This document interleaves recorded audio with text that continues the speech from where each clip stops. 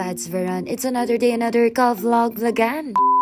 Dahil nga March is one of the hottest month of the year at ito na talaga yung umpisa ng summer season sa Pilipinas. Kaya napakaganda at napakahalaga talaga na magkaroon ng ganitong fire drill. Dahil nga sa sobrang init, hindi na rin natin maiiwasan na nagkakaroon talaga ng mga fire incidents. Kaya minabuti talaga ng Bureau of Fire Protection na i-encourage ang lahat, especially yung mga bata, na maging vigilant and responsible pagdating sa surroundings nila. At maging knowledgeable sila kung paano nila iingatan ang sarili nila. At hindi lang yun, para maiwasan na rin ang sunog at maiwasan na rin yung kawalan ng mga property or mga resources. Nakakatuwa nga ang mga bata dito dahil talagang nagpa-participate sila. Diyos me, nakwento nga ng mga bata sa akin 3 beses na daw na-postpone, buti daw ngayon natuloy na.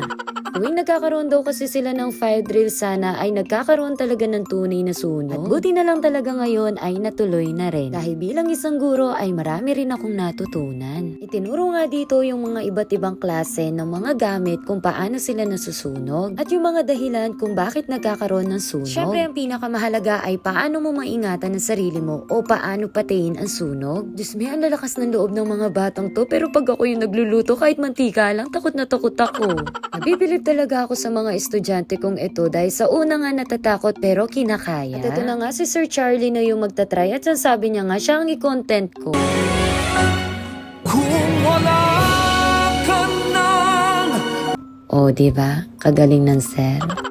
Sumunod na nagtry din nga dito ang AO namin sa Sandres na si Sir Gerald. Pagkatapos nga nagsigawan ng mga bata na nire-request na ako naman daw. O syempre, hindi tayo hindi dahil wala naman talaga tayong hiya.